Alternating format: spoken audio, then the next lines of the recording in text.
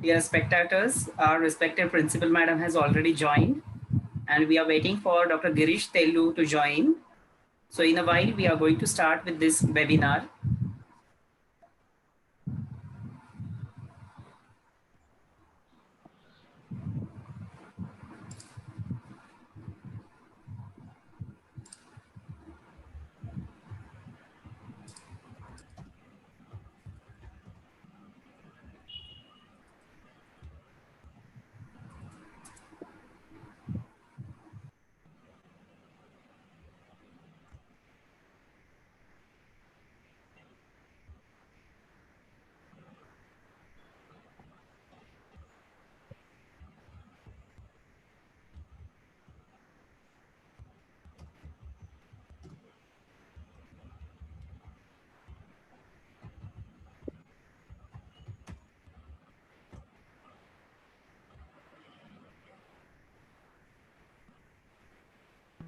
Hello. Dr. Vinit sir, Dr. Sindhu has joined us.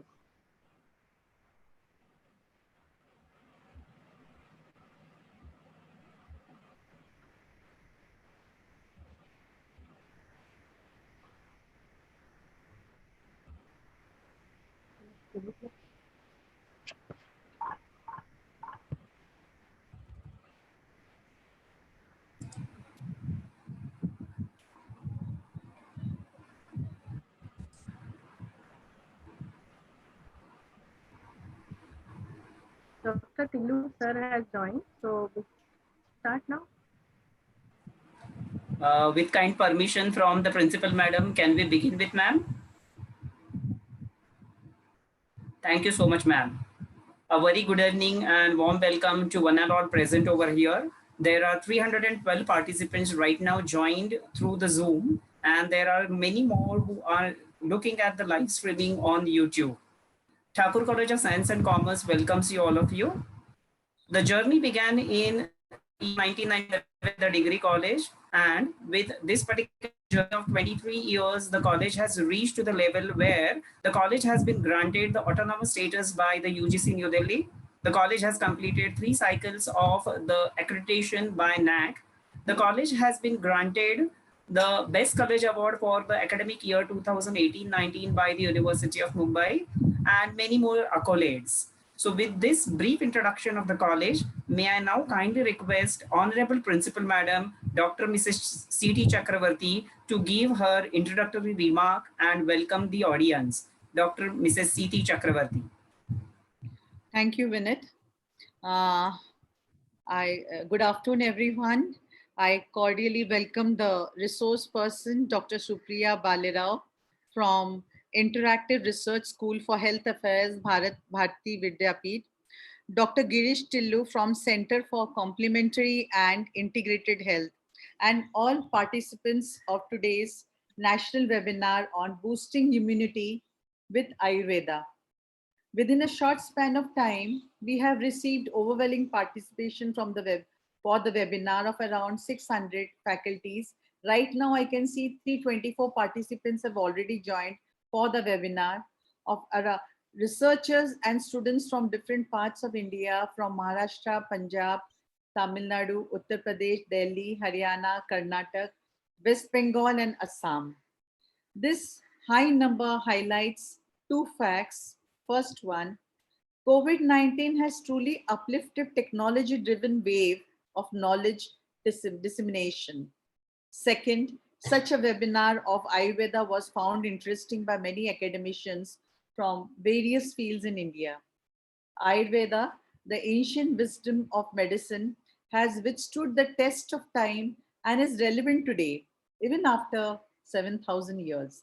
It is our proud privilege and a valuable treasure. In recent times, when our WhatsApp groups are flooding with so-called Ayurvedic recipes, we should not be misled and should get the correct knowledge from the right resources.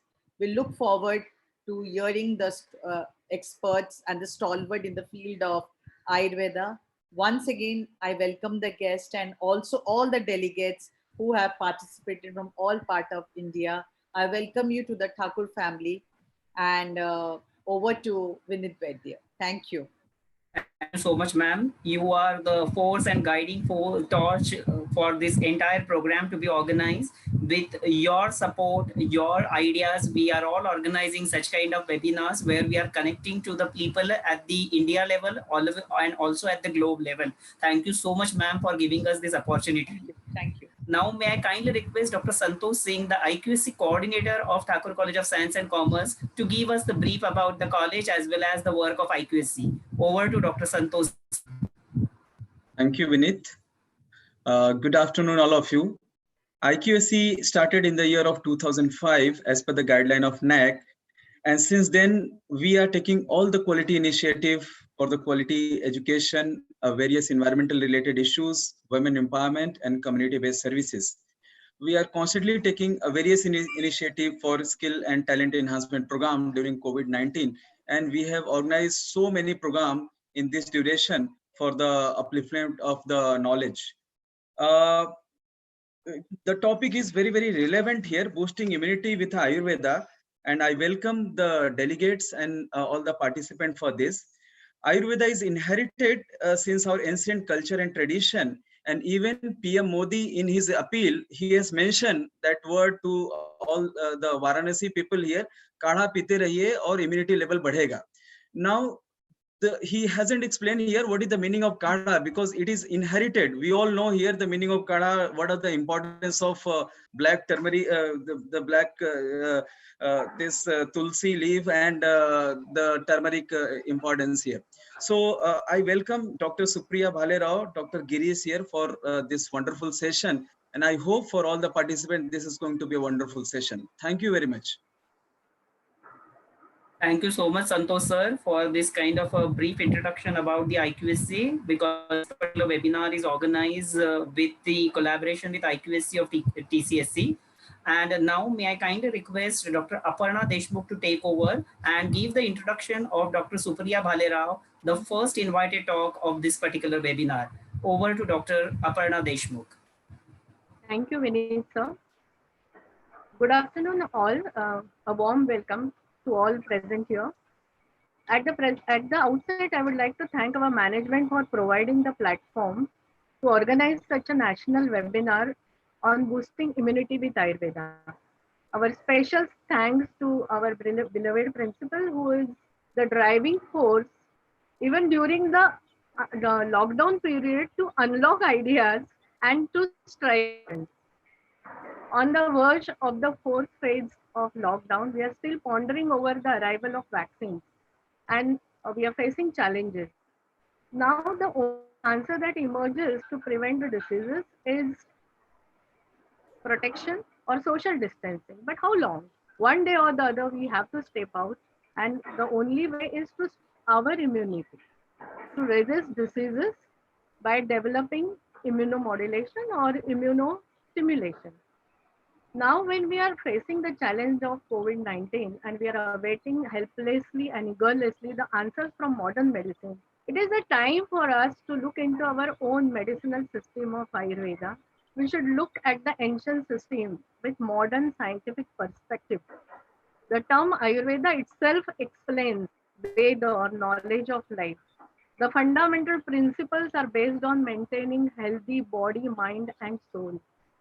During my PhD time, under the able guidance of late Shadadini Dahanokar at Ayurveda Research Center, when I was studying immunomodulatory effect of Phenospora cordifolia, that boosted my interest, and that was the time when I realized that how immense the treasure of knowledge is, and how little we know about it. Now it is the time that we not only understand and execute remedy, but also share to the world for the benefit of the mankind. Today we have experts from Ayurveda research.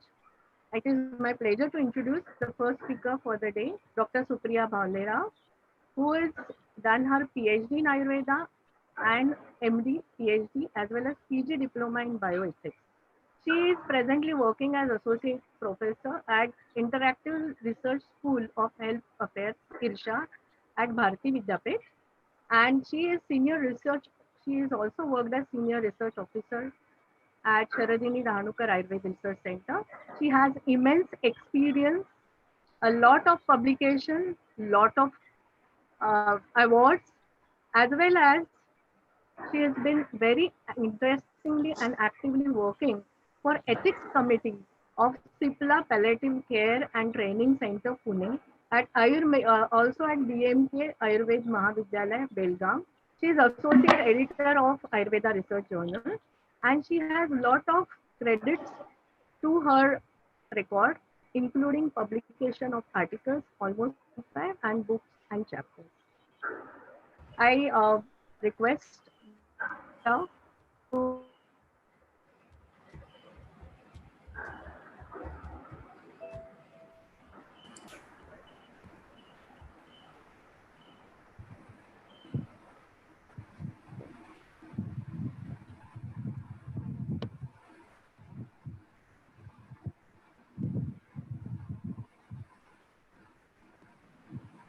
Vinit sir, take charge. Vinit sir, take charge. Hello. Yeah, may I kindly request Dr. Supriya Bhalerao to please start with our invited talk. Dr. Supriya Bhalerao.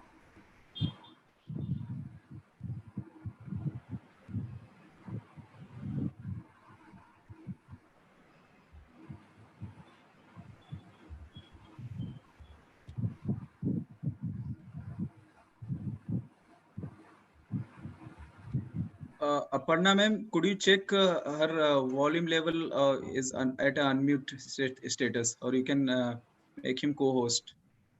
Please co-host. She is the Yeah. co-host already. I unmuted her, Hello. Santosh sir, just now. Yeah. Hello, am I audible? Yes. Yes, ma'am. Yeah. Good evening, everybody, and welcome you all to this interesting session. First of all, I would like to thank the administration of college for organizing a webinar on such an interesting topic. I have started my screen sharing. I think it is visible to everybody. Hello. Hello. Madam, it is not visible. Visible.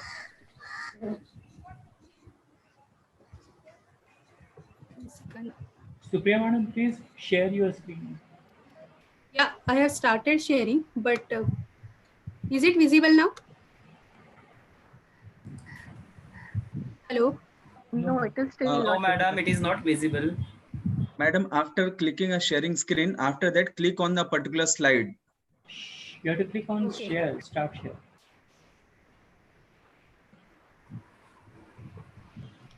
Is it visible now? No. Still not visible, madam.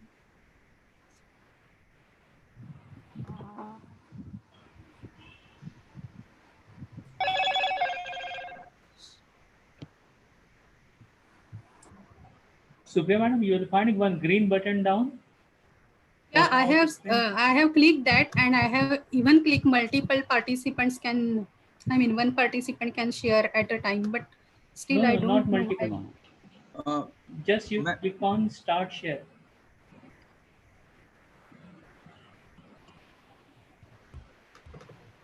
Is it visible now? Still not visible, madam. Share screen, and after this, you have to click on that particular PPT. Yeah, I have clicked on that PPT.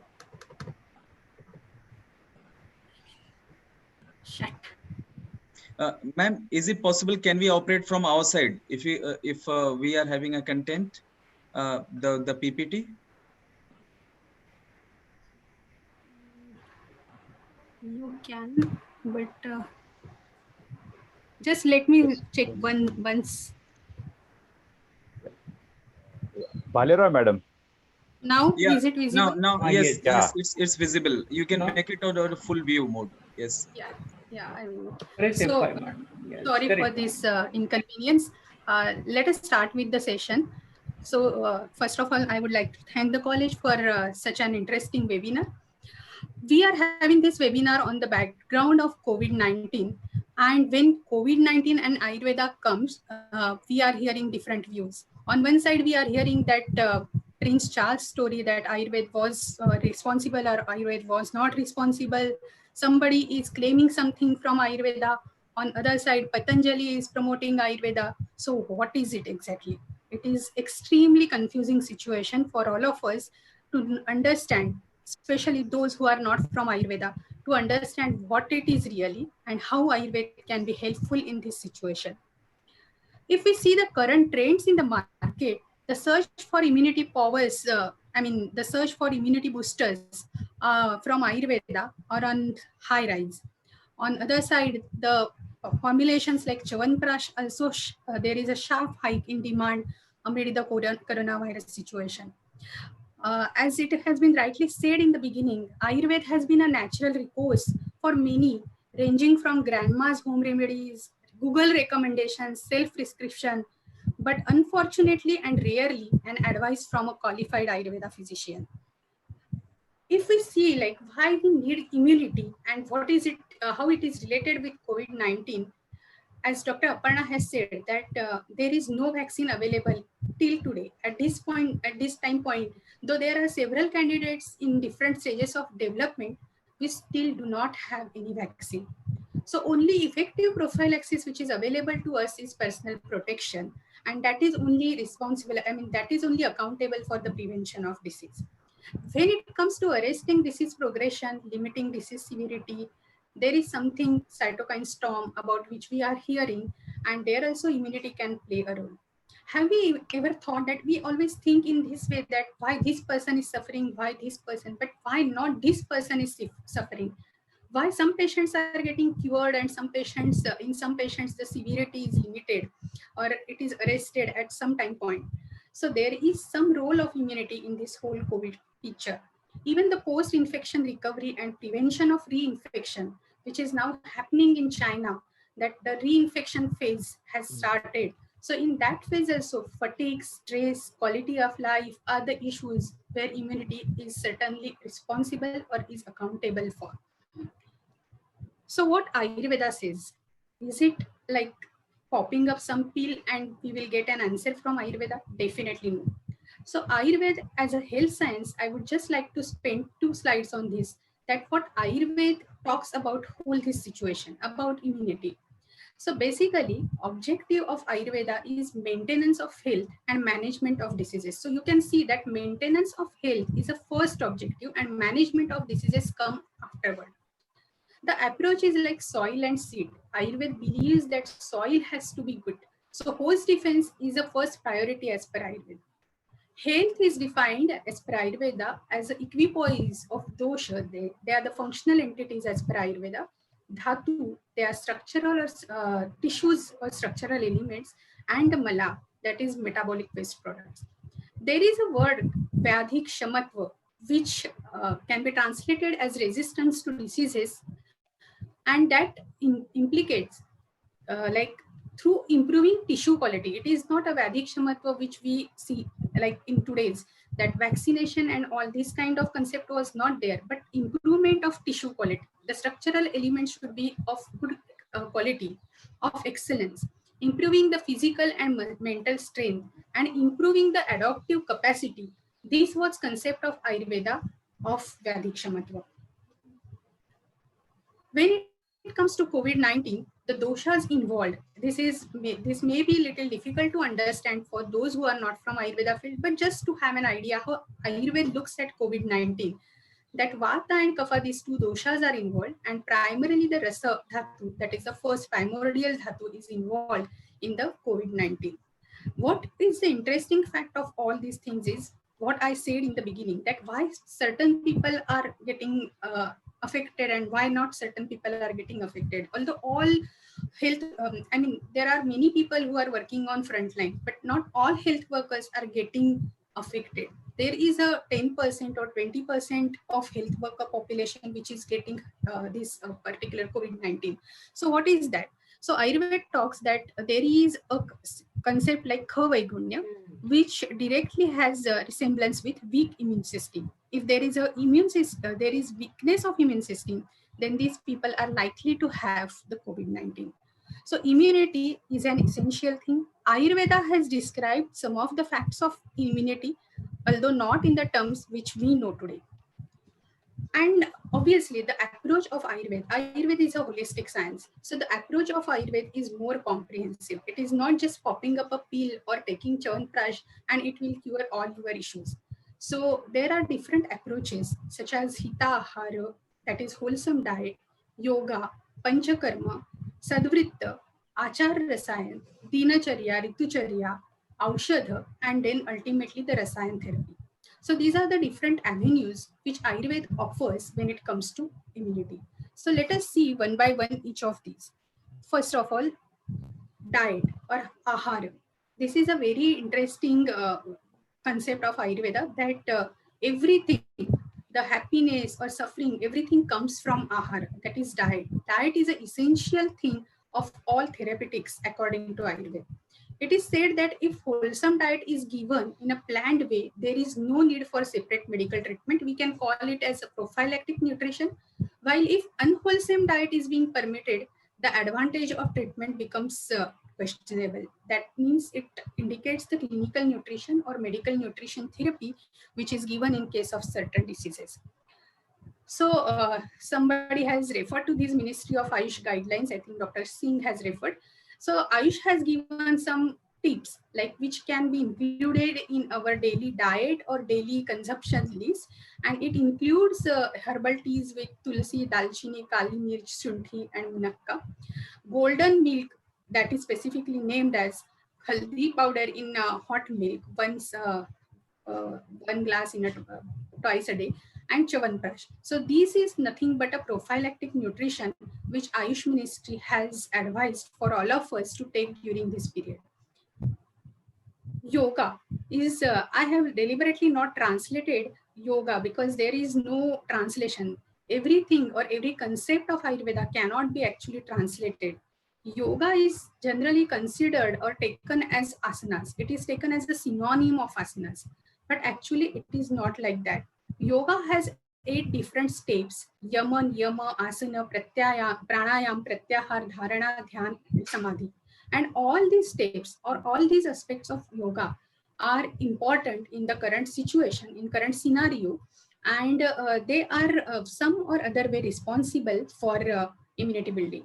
So what are the yamas? They are nothing but the behavioral and ethical considerations, like how to behave in society. All these, there are 5 rules which are given under yama, that how we should behave in the society. Niyam is personal health and hygiene, and I would like to reiterate that of these, there are 5 niyamas also like yama, and one of the niyama is shaucha, that is hygiene, and that has been very much emphasized in yoga. That is bahya shuddhi and abhyantar shuddhi, both kind of shaucha, both kind of hygienic practices are insisted as a part of niyama. Then asana, whole body exercises, and in this period when we are in lockdown, we cannot go outside, we cannot do any exercise. Asanas are proving of great help. Pranayama, these are the breathing exercises, as we all know. Pratyahara is control on sense organs, control on desires, that we everybody is now dying to go out, dying to have hotel food, dying to see movies, what not. But this is what is taught under Pratyahara, and Dhyana, Dharana, and Samadhi are the meditative practices. So from first lockdown, we are hearing that if you cannot go outside, then go inside. So Dharana, Dhyan, and Samadhi, these 3 things, these 3 facts, these 3 aspects, these 3 steps of yoga are talking about this meditation and meditative practices. And there are many interesting papers. I need not to give you whole list, but this particular paper I found very interesting, that effects of mind-body therapies on the immune system, meta-analysis. And one of the aspect here which was studied was antiviral immune responses have also been, although it is a meta-analysis, it is highlighted on the antiviral immune responses, and it is nice to read during this session, during this period. There are of course many papers like how pranayam improves the respiratory health or general health, health in general also. So all these papers, all these references, all these material can be useful during this period. So yoga definitely helps us, but remember, yoga is not equal to asanas, and yoga has much broader perspective when it comes to Ayurveda. Panchakarma is another concept which we all hear about, and these are the therapeutic procedures We grossly know the word Panchakarma, and we have some abstract ideas like what are the Panchakarma. I'm sorry if somebody is expert in this field, but these are basically main 5 procedures, and few additional procedures are also involved in Panchakarma. I'm going to show you some procedures. But what is the basic principle of the Panchakarma procedures? That is, according to Ayurveda, it is said that cleansing or purifying the body by removing toxins. Now, toxins we can take in terms of reactive oxygen species or immune complexes due to undigested food or whatnot. And prevention and promotion of health is also an objective of Panchakarma. Since Ayurveda has this basic objective that prevention of health, so as Panchakarma, one of the therapeutic modality of Ayurveda also focuses on prevention of health first, and it is also used as a part of treatment in many diseases. Panchakarma have local effects as well as systemic effects. Some karmas which are listed under Panchakarma have local effects, but majority of them, and basically the main 5 procedures, have systemic effects. And in this COVID scenario, what is important that Panchakarma can strengthen the mucosal barrier, the entry points, and thereby help in building the immunity. So which are the different kinds of Panchakarma which can be practiced? For skin, there is Abhyanga, that is body massage. For nasal mucosa, through which the virus is likely to go inside the body, Nasya, instillation of medicated oil drops through nostrils. Oral mucosa, for oral mucosa, there are procedures like Kaval, that is oil pulling, and you will find enough literature on every this concept. I mean, there are papers available on oil pulling. There are effects of gargling, like how it builds the immunity of oral mucosa. For eye mucosa, also there are procedures described such as Tarpan, which is application of medicated ghee around the eyes. So these all procedures are basically for strengthening of the respective mucosa or preventing the entry of foreign material inside the body. There is a process called Vamana, that is induced emesis, and you might have heard about this, that there is a whole procedure before for 5 to 7 days, ghee is given internally, and then Vaman or the emesis is induced by giving some medicines. And it is said that this Vamana procedure eliminates kapha dosha from body. And as I have shown you earlier in the COVID pathology, that according to Ayurveda, COVID is because of the kapha dosha. So if we implement this, although there are feasibility issues, but this can help in throwing out or expelling the kapha out of body. There is a procedure called as Bashpasveda, that is steaming using hot water with herbal oils, and this has also been given as a part of Ayush Ministry advisory. So these are the different Panchakarma procedures or different therapeutic procedures, I would rather say, because Vaman is the only, Vaman and Nasya are the only procedures from the main 5 Panchakarma procedures included here. But all these procedures can be helpful in some or other way to build immunity. There is one interesting paper which is published on this Vaman procedure. This basically Vaman was administered in patients with asthma, and it has been reported that it modulates the cytokines. So maybe this is useful in the situation of cytokine storm. And there is one more project which was done through the Prime Minister's office, Principal Scientific Advisor to Prime Minister, and through that also I was part of that project, and we have done the studies on Vamana and Nasya both, that Nasya in chronic rhinitis and Vaman in the asthmatic patients.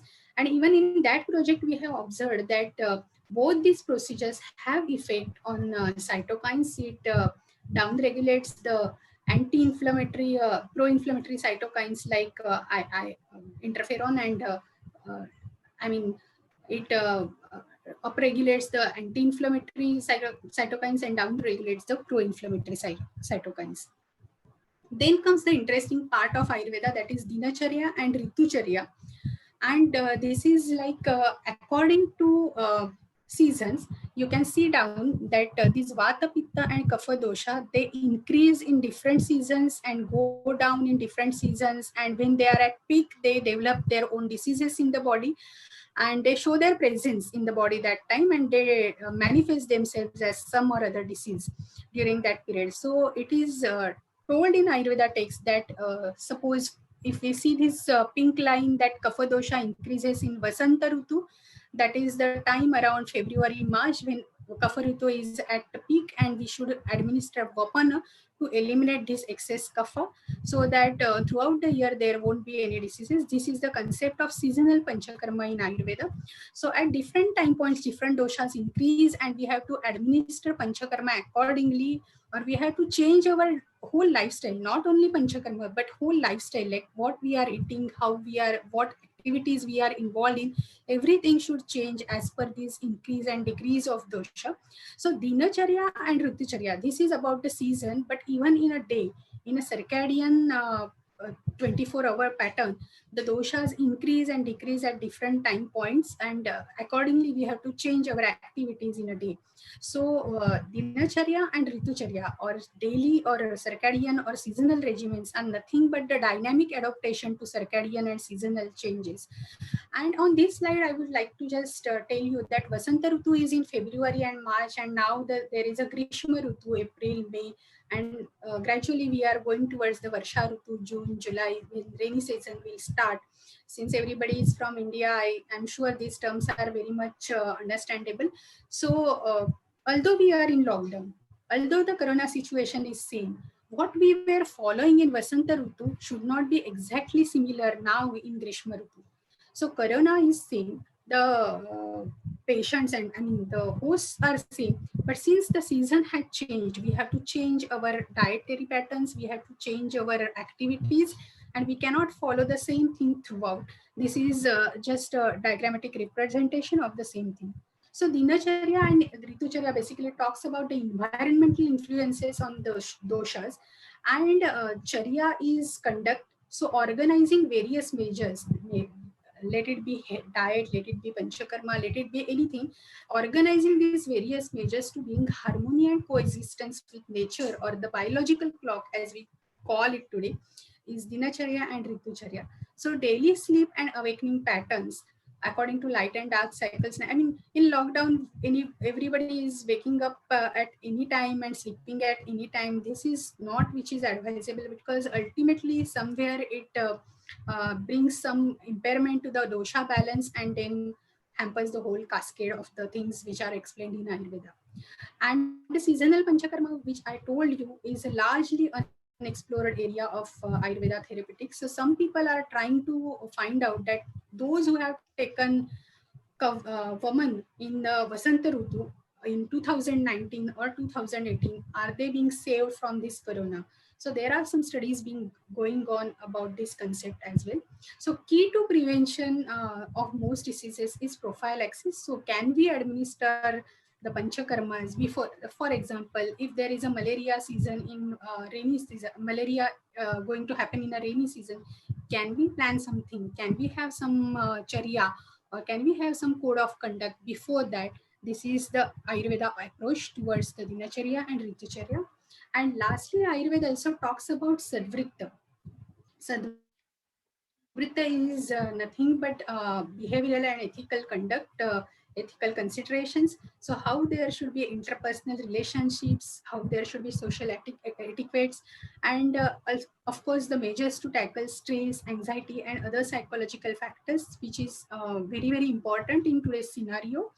And on this Sadvritta aspect also, there are papers being published in journals like Brain Behavior and Immunity. You can see here the paper that where psychoneuroimmunology, because this whole thing that Sadvritta ultimately affects the psychoneuroimmune axis of the body, and where psychoneuroimmunology and meaning responses meet, that is this paper. It is very interesting paper. So there is a material available, and there is scientific basis for every other concept which is there in Ayurveda. Coming to the last part of my presentation, which is about herbals, minerals, and formulations. We know, we have heard many formulations. Chawanprash is one of them, so we keep hearing the names. In Ayurveda, the inventory of plant drugs is limitless. Though I have mentioned minerals also, basically I'm talking about plant drugs, that there is a limitless inventory. You will find many plants described in Ayurveda which have diverse role in disease pathology, in preventing, in treating the diseases. But the most interesting approach or most interesting concept in today's scenario is Rasayana drugs, which is an unique approach and which has been propagated by Ayurveda for health promotion and rejuvenation. And there is a lot of work being done on these Rasayan concepts. Rasayana drugs like Haritaki, Terminalia chebula, Amalaki, Phyllanthus emblica, Avla, which we call as Tinospora cordifolia, which Dr. Aparna Deshmukh mentioned in her introductory remarks, and many more Rasayana drugs are there. They are the unique drugs because they have multifaceted effects. They do not work one is in a fashion, one is to one, like one targeted disease and they act like that, but they have a multi-faceted effects on multi-systemic effects, and these drugs are basically promoted during this period. There are many research works being carried out on these concepts, and the Rasayan drugs have been shown to improve or work on the cell-mediated and humoral immunity.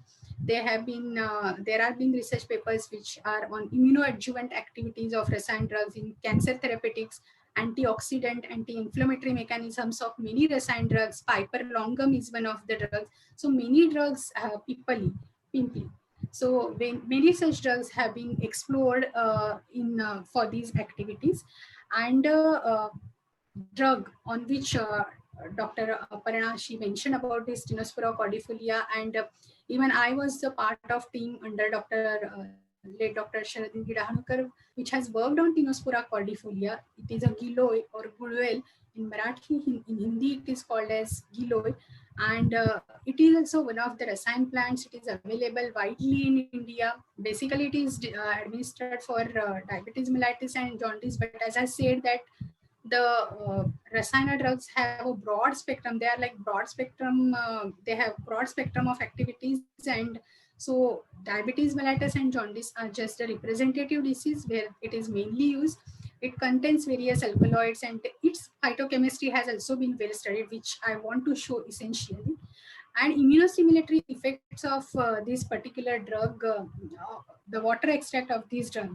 We have used water extract because it falls in principles of Ayurveda. So we have used that. We have done the formulation according to Ayurveda using stems and carried out the studies. And we have shown that Tinospora cordifolia increases WBC counts and neutropenia. It stimulates neutrophil phagocytosis in normal volunteers and in patients with obstructive jaundice as well. It stimulates phagocytosis by macrophages using the carbon clearance assay in experimental rats. This was shown. And it's released the GM-CSF, which is a growth factor for granulocytes and macrophages. And I would like to tell you that this work was done almost 20 years back, and afterwards a lot of work has been done on Tinospora cordifolia. And interestingly, Tinospora cordifolia is one of the major drug on which Ministry of Ayush is now working on as an adjuvant, and maybe in case of prevention independently also, for the prevention of COVID-19 and as an adjuvant to the standard care of treatment for the COVID-19 with allopathy medicines. The protocols are already ready and the trial can start anytime now. So this is all from my side. Just like to summarize that Ayurveda doesn't talk about one medicine, one pill, and it doesn't talk about that one pill will be suitable for everything. So everybody. So according to the host and according to the disease, we have to select whatever is appropriate for the condition and use it for our benefit. So with this, I would like to conclude here. Thank you very much.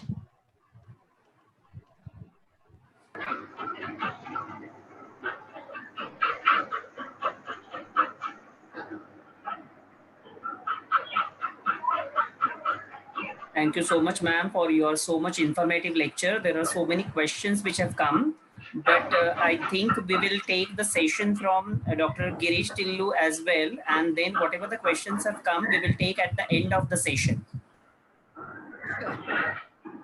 Yeah, so now we are proceeding to have the second invited talk from Dr. Girish Tillu. May I kindly request Ms. Shweta Sharma from Department of Biotechnology to give a brief introduction of Dr. Girish Tillu, please. Yes, sir. Very good evening to one and all present. It gives me immense pleasure to introduce our next guest speaker, Dr. Girish Tillu, who is MD Ayurveda and PhD Health Sciences. He's a Vaidya Scientist Fellow of Center for Complementary and Integrative Health in Savitri Bai Phule Pune University. He has 16 years of research experience in interdisciplinary environment and 12 years of clinical experience. His research has included drug development for degenerative and autoimmune diseases, and he has also been involved in 20 clinical trials. Interestingly, his research also includes development of diagnostic technology, health awareness software, and mobile technology based health informatics. He has worked closely with Ministry of India as a part of various organizations like CDAC for knowledge-based development on integrative medicine. He has also been a part of two fire planning commissions of research and industry subcommittee of Ayush, Ministry of India. He has 4 patents to his name. He has authored a large number of book chapters and research papers with a total number of 328 citations on Google Scholar. He has also been working on observational research methods and data mining of clinical practice data at IM Hospital at Transdisciplinary University, Bangalore. So he's the perfect combination of someone who knows both ancient science and modern technology. And we are indeed privileged to have you today, sir, as the guest speaker. And without wasting any more time, I would request sir to kindly initiate his talk. Okay, am I audible and the slides are visible? Yes, sir. Perfectly. You can proceed. Okay, thank you very much. Thank you very much for this opportunity, and I'm grateful to the institution. This is very important initiative. We all love to have healthy long life, and I'm sure everybody everybody will like to live longer and with a very happy, energetic, productive, healthy life. But the question is, how can we achieve it? And is there any pill for a healthy long life? How I can protect myself? How I can be free from several diseases? So let us discuss these two important questions today. And I really liked the way Dr. Deshmukh described this event, unlocking ideas in lockdown. And this idea, that is how to boost our immunity with Ayurveda, that we are going to discuss in next 15 to 20 minutes. We all know the Honorable Prime Minister of India, Modi ji, talked about Saptapadi, 7 steps towards health, to protect ourselves in this unprecedented pandemic of COVID. And Ayurveda is one of an important step towards health. And Modi ji ने बोला है कि काढ़ा पीती रही है, तो कौन सा काढ़ा कैसे पीना है, इसके बारे में भी हम थोड़ी सी बात करेंगे. We all know we humans and microbes, they are people, they were considering earlier that we are neighbors, but microbes, they are part of us.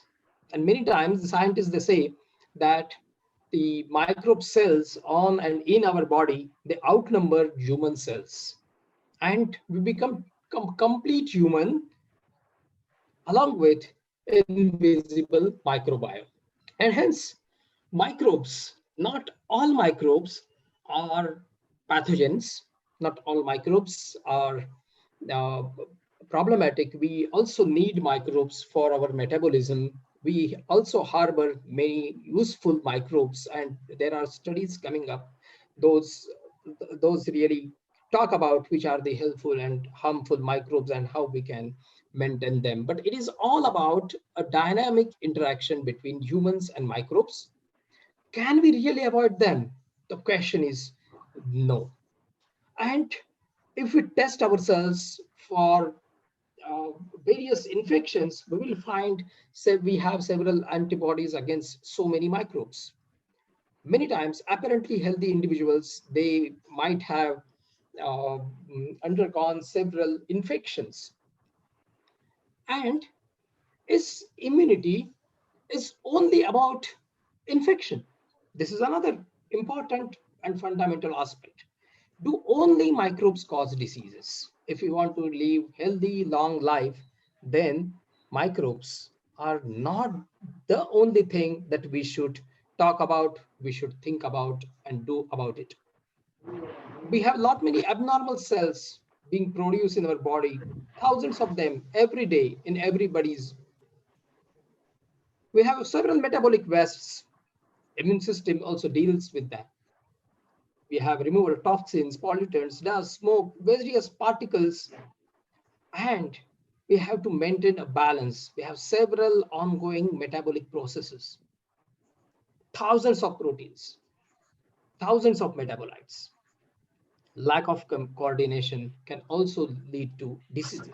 Stress, imbalance, and so many things they can lead to diseases. And sound metabolism or sound immunity that deals with maintaining all those processes and not just infection.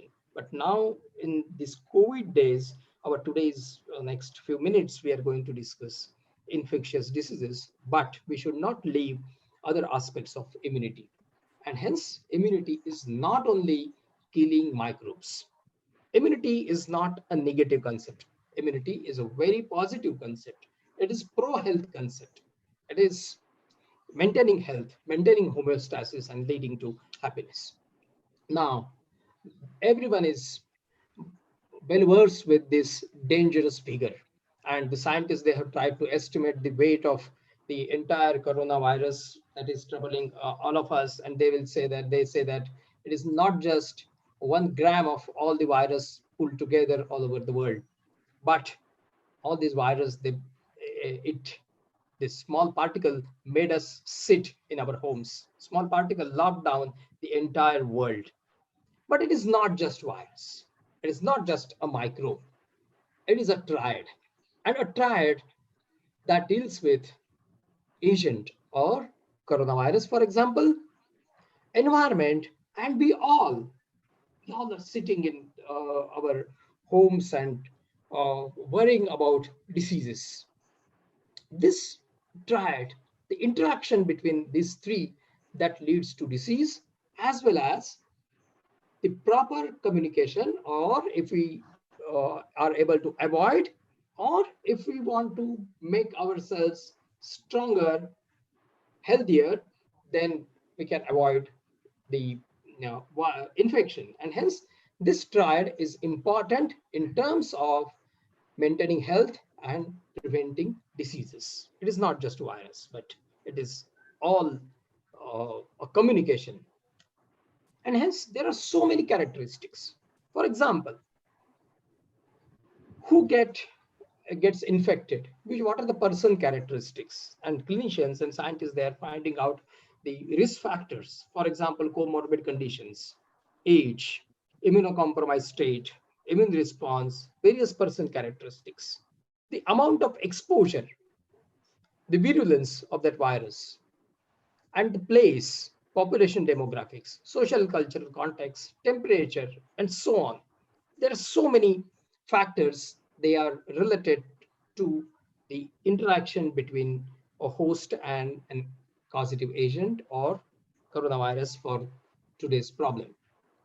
And hence, we need to think about coronavirus, of course, but we also need to think about ourselves. We also need to think about our environment. And the infection is not the only challenge. Now, how we can protect ourselves? Let us discuss that in a few minutes.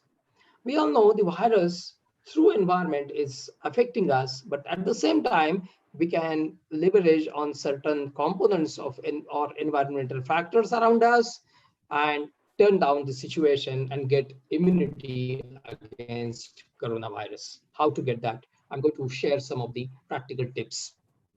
Steps to immunity. What we can avoid? We can avoid the respiratory diseases. We can avoid several other diseases and conditions. For example, in this uh, warm climate, we tend to uh, consume lot many cold food, cold water, beverages like ice cream, etc. We should avoid such respiratory conditions that can lead to symptoms like common cold, increase in kapha and vata that leads to increase in secretions or increase in inflammation. What we can maintain? We can maintain proper digestion. Apart from input or apart from consuming any particular diet, we also need to think about whether it is getting digested. Is our digestive capacity, Ayurveda calls it as agni, is proper to digest that particular thing? Proper digestion, nutrition of tissues, and proper excretion. All these things, they are very personalized. We cannot make it generalize or standardize, but it is time to look at our own self and think about ourselves. Sound sufficient sleep. This is the lockdown is the time to experiment on ourselves. We have to observe our metabolic processes. We have to observe what we actually do and what that leads to, what we can digest, how we can excrete, how we can sleep, how we can wake up. Do we exercise? It is needed. What's about my mental health? What about my concentration? Do I have some habit that I get uh, indulged in or I enjoy it? Can I get good concentration in some activity in daily routine? What is my day night cycle? All these things, they are important because Dr. Balirao, she just touched upon some of the aspects about chronobiology, or this is the cycle. And health is nothing but the continuous interaction between us and the environment around us. Virus is a part of environment around us. If we drink some kadha every day, eat chavanprash in kilograms, but if we fail to maintain all those things, proper digestion, proper nutrition, excretion, sound, sufficient sleep, exercise, mental health, etc., proper day-night cycle, then it will be not useful, because health or immunity is not just a pill. It is the combined effect of so many things. And hence, Ayurveda tips for boosting immunity. Friends, the concept of medicine is also changing fast. Earlier, we used to think that the antibiotics, they can get protection or antivirals for corona situation, but it is not so. It is also our immunity. It is also our nutrition. Immunity depends on our nutrition. Nutrition depends on our lifestyle. Lifestyle depends on our mental state of health. Mental state of health again depends on our habits. Habits depend on our thoughts. So many things. And hence the newer form of medicine which is now coming, it is called as lifestyle medicine, behavioral medicine. Yes, a pill is a medicine, an antibiotic is a medicine, an analgesic or a painkiller is a medicine, but lifestyle is also a medicine. Behavior is also a medicine. Our response to stressors and triggers is also a medicine. And hence, health is in our own hands, and we can modulate our health. We can really make ourselves selves stronger. And hence, small tips, simple tips for boosting immunity are enlisted here, and I'm going to discuss those in a couple of minutes. Warm water. Drinking warm water is very helpful, but again, not too much hot water, because few people cannot tolerate too much hot water, but certainly warm water is beneficial. Also water treated with various herbal drugs and spices. I'm sure in this gathering there are a few colleagues from Kerala, Andhra Pradesh, Tamil Nadu, or South India. In South India, when we visit, we get to drink the water treated with several herbal drugs or spices. We can use several kitchen spices like dry ginger, cardamom, cinnamon, clove, nutgrass, khus, Indian sarsaparilla or sariva, coriander, fennel seeds, or acacia or kath can also be useful for treating water. Of course, for day-to-day drinking water, it can be a very dilute solution or a very dilute mixture of water and the spices. Certainly, a kadha can be again made up of all those spices. We can add basil or tulsi. We can add uh, lemongrass. We can add bel ka patta and or several other herbs and spices and medicinal plants which are available in our vicinity.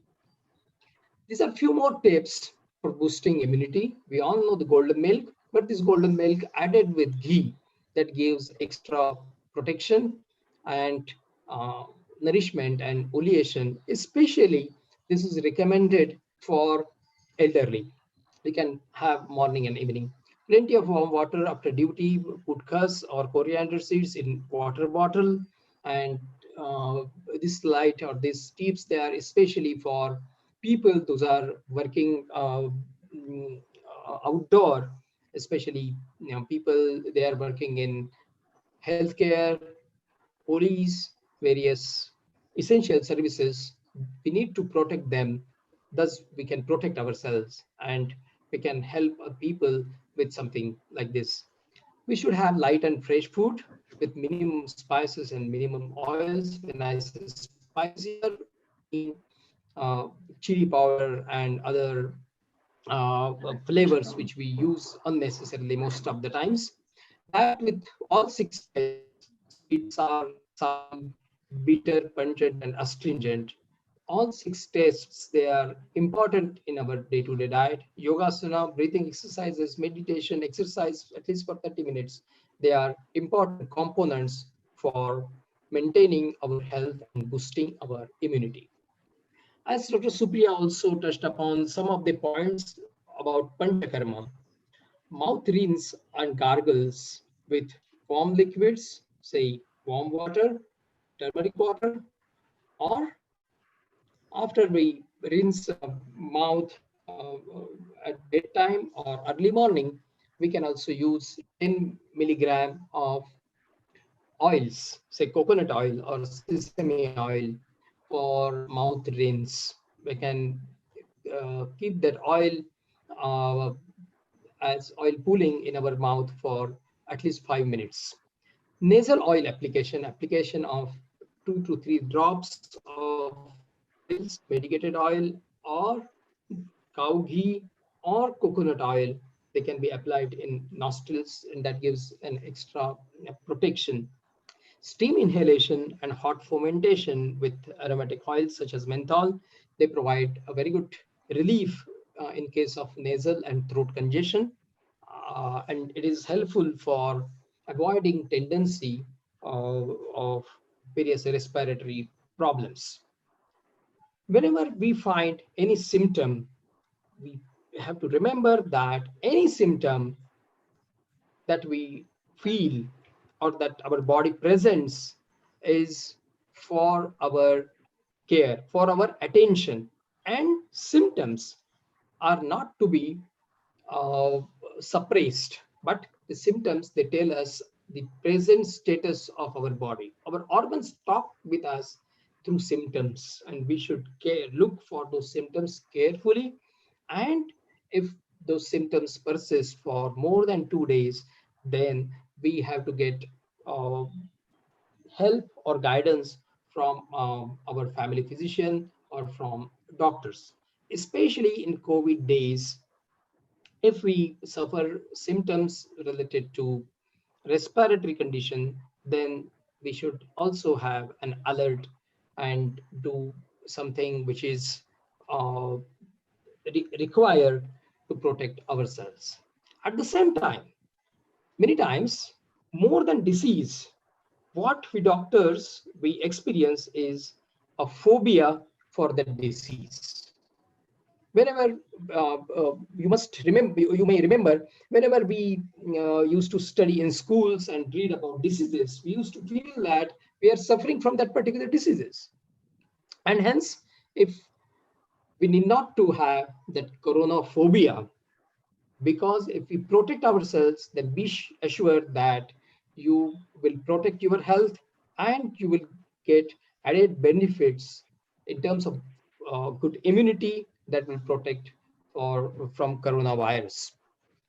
We need to start all those tips, especially to prepare ourselves uh, after lockdown situation. When things will open up, we are going to be at higher risk of infection, and we need to boost our immunity and um, take this all the tips into consideration.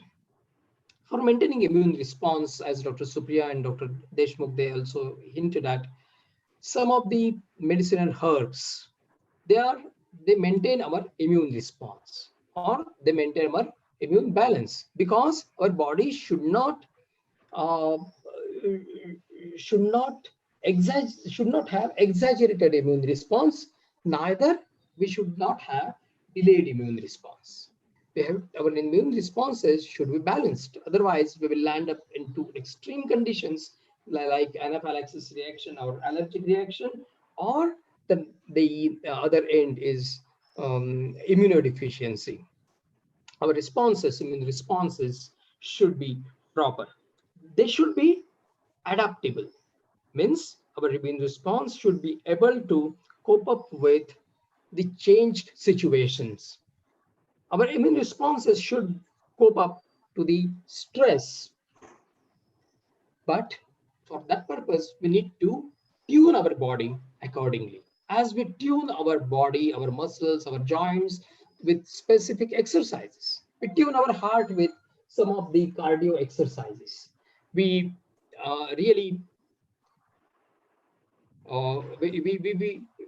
if we eat proper diet, if we consume proper medication, then we can tune our body, and that will be helpful for fighting infections. And certain botanicals or herbs, that is ashwagandha, guduchi, shatavari, amalaki or amla, or yashtimadu or mulethi, they are important for maintaining immune response. And just a couple of days ago, our Indian Health Minister uh, announced that Indian government and uh, Ayush Ministry with Indian Council of Medical Research and Council for Scientific and Industrial Research, they are jointly undertaking clinical trials on Vidania somnifera, Tinospora cordifolia, and Muletti or Glyceriza glabra. So these are very well-known herbs that can protect us.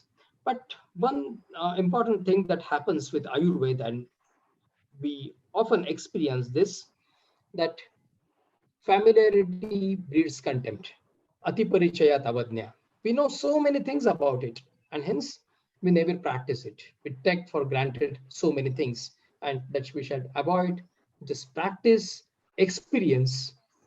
A Marathi saint said, "Ek tari huvi avavi." You have to just experience a verse, just experience one health tip, and that will be really helpful for boosting our immunity and prevention of our diseases. And hence, we can just turn situation around. But we have to remember that many times all these generalizations may not be true for everyone. Everybody may have a different response, and I'm suggesting some of the projects because I was told that there are many science teachers, there are many teachers, researchers. Can we do small projects in this COVID situation? Can we experience ourselves. Small projects means observe ourselves, observe our body system with a third party perspective, with a neutral perspective. What we know about our surroundings, flora and fauna, and their uses, their specialities, how nature created them. What are the medicines in my kitchen, in my home, in my surrounding, in my garden? What is my nature, my swabhav, or how am I? Who am I? Who, what I am susceptible to? What causes? What leads to problems? Which diet troubles me? Which diet comforts me? What is helpful for me? What is harmful for me? Can we do small projects? Can we experience on ourselves? Simple things. One particular tip related to diet, lifestyle, our behavior, our hobbies, not just Tinospora cordifolia, but our hobby, our interest, our calm nature, our attitude are also helpful for boosting our immunity. And hence, uh, there are many, many, mm, many verses, many wisdom in our culture that we need to really follow. This coronavirus has made us remember that we are part of environment and we have to respect our environment. Many times we also need to maintain a safe distance from several animals. We need to interact properly with our surroundings, and hence the concept of one health, that is human health, animal health, environmental health, and maintaining peace, harmony, and health is the prayer that is in our Indian culture. With this, I will conclude my um, talk with this prayer. Sarve bhavantu sukhirah, sarve santu niramayah, sarve bhadrani pashyantu, ma kaschid dukkha bhag bhavet. Friends, this COVID situation is really testing us and it really posed a challenge. But this is also an opportunity to face this challenge, to synchronize all our resources, including our sharir, atma, manas, and hence the prasanna atma, indriya, and mana. These are the indicators of good health. Let us achieve those with all those efforts. Thank you very much and wish you all the best. Thank you very much for this opportunity. I thank Deshmukh madam, Vaidya sir, and Chakravarti madam for this opportunity. Thank you so much, sir. It was indeed a great pleasure and pride to be a part of this webinar with you. It's a good thing that we are all sharing the platform with the stalwarts from Ayurveda. Sir, there are many questions regarding particular things. There are so many questions which are coming up from the student, but we would like to take one or two which are indicative. So can we proceed with that, sir? Please, Dr. Supriya and myself, we both can. Yeah. Yes. May I know Dr. Supriya Bhalerav is also there? Yes, sir, I'm here. Yeah. Ma'am, there is one question which has been posed by the students. Most of the students are asking that there are so many things which have been suggested, that one is saying, somebody is saying that you should take tulsi, somebody is saying you should take lemon, somebody is suggesting honey, somebody suggested kadha, warm water. So what exactly should be consumed to boost the immune system? This is the question asked. So now, as I have explained and even Dr. Girish has explained, if we talk about corona specifically, we do not have a specific answer to this question. Like whether this will improve the immunity towards coronavirus, we do not have clear answer. But as we have explained that there are ways in Ayurveda to improve immunity, and all these ways can be helpful, whatever may be the disease condition, whatever may be the situation. But these kadhas or these drugs will be helpful in some or other way to bring to improve your immunity for sure. Girish sir, your answer please. Hello. Hello. Yes, Huh. Girish sir, your opinion about this? Can you please repeat the question? Hello. Many people have suggested, sir, many people are suggesting many of the things to boost the immunity, such as somebody saying that you should take lemon, somebody saying that you are going to take the black pepper, you are going to have the golden milk. So, what exactly is there any particular, remedy which can be suggested by Ayurveda only for COVID-19? Uh, Actually, not a specific remedy, but we are talking about boosting our health and immunity. Uh, we can also, as I suggested, experiment on ourselves, because Pitta Prakriti people, they cannot tolerate lemon much. Those people, those Yes. have a tendency of hyperacidity or hot flushes. They cannot tolerate black pepper, long pepper, or certain spices. So it is also a matter of experiencing and experimenting on ourselves. And for that matter, for example, we need to go to the basics. We need to know about ourselves, and hence I suggested very simple projects. We can maintain a diary, just one A4 size paper, that will tell us what troubles us, what is helpful for me and what is harmful for me. Health and immunity is all about, not just about knowing a substance, but it is all about knowing ourselves, knowing myself. And we need to do the same thing. Okay. Sir, there is one more question which has come up to Supriya madam as well as Girish sir. I would like to pose. Everybody is asking about how can we maintain the psychological and mental health? Is there any kind of a remedy which is there in Ayurveda? Because rather than physical, now the problem has come to the psychological and mental level. So both of you, can you please comment upon this? Supriya madam, please.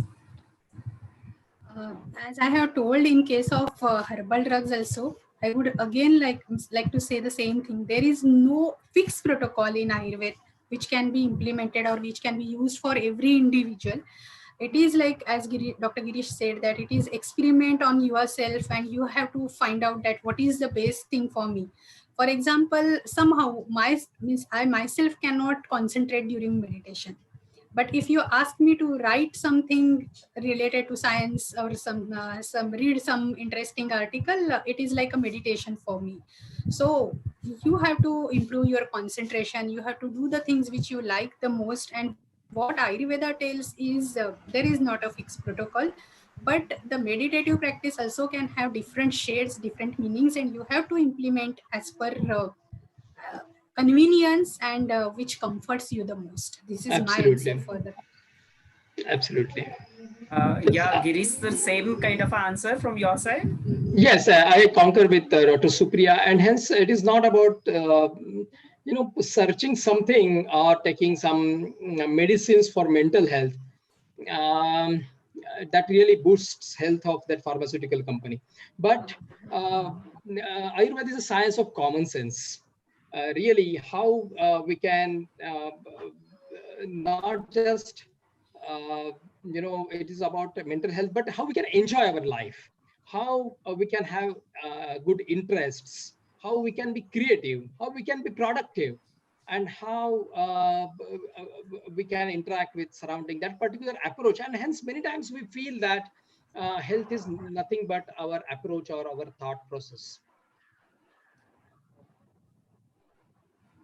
Yeah.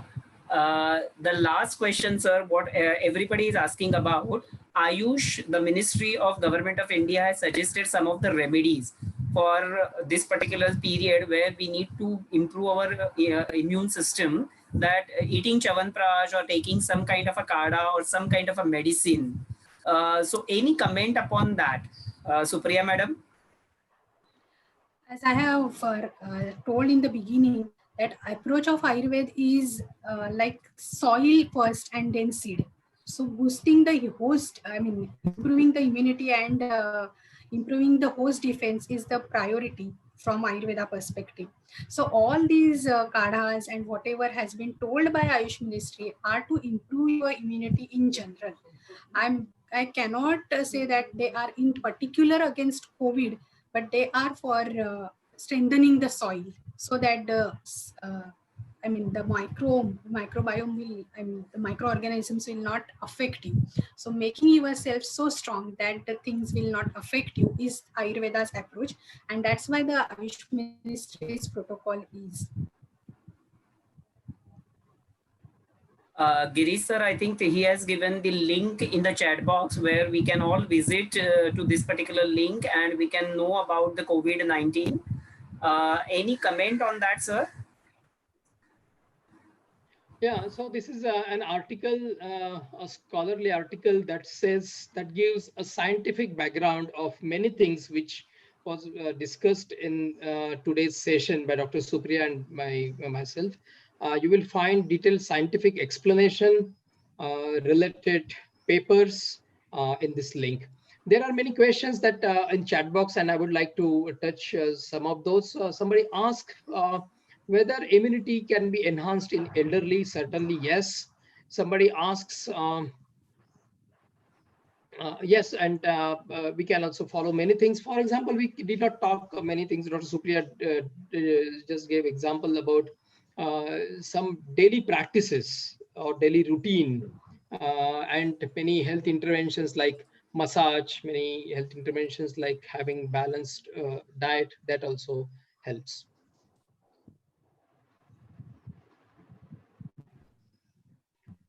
Yes, I think most of the questions have been dealt with, and we are not in a position to take all the questions due to the time constraint. Now, with the kind permission from Honorable Principal Madam, can we conclude the session, ma'am? Yes, thank you so much, ma'am.